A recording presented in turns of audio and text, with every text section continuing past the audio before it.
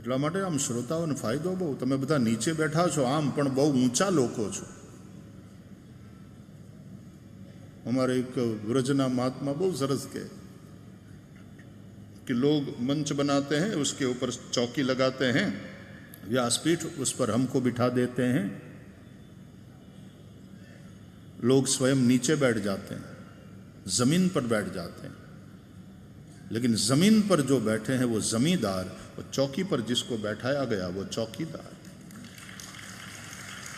तो जमींदार मोटा कि चौकीदार मोटा? તમે તો શેઠ છો, શેઠ છો.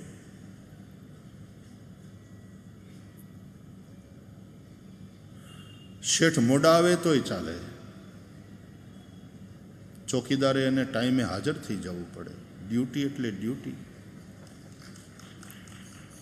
શેઠ તો વચ્ચેથી ઊભા થઈને વયા જાય તોય ચાલે.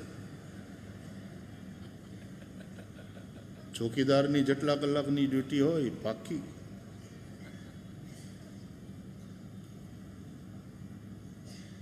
શેઠ વચ્ચે એકાદ દિવસ ના આવે તોય ચાલે, પણ ચોકીદારે તો એની ડ્યુટી બરાબર કરવી પડે.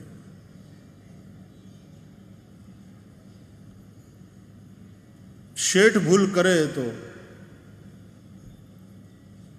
શેઠની ભૂલ ચોકીદારને બહુ ખબર ના પડે, પણ ચોકીદારની ભૂલને તરત શેઠ. એટલે અમે બોલવામાં કંઈક ભૂલ કરી તો તમે તરત પકડી પાડો. અહીંયા પરીક્ષિતને બદલે સુખદેવ બોલ્યા, આમ આમ જરાક આવું થઈ ગયું, આમ બોલાઈ ગયું, એમ નથી.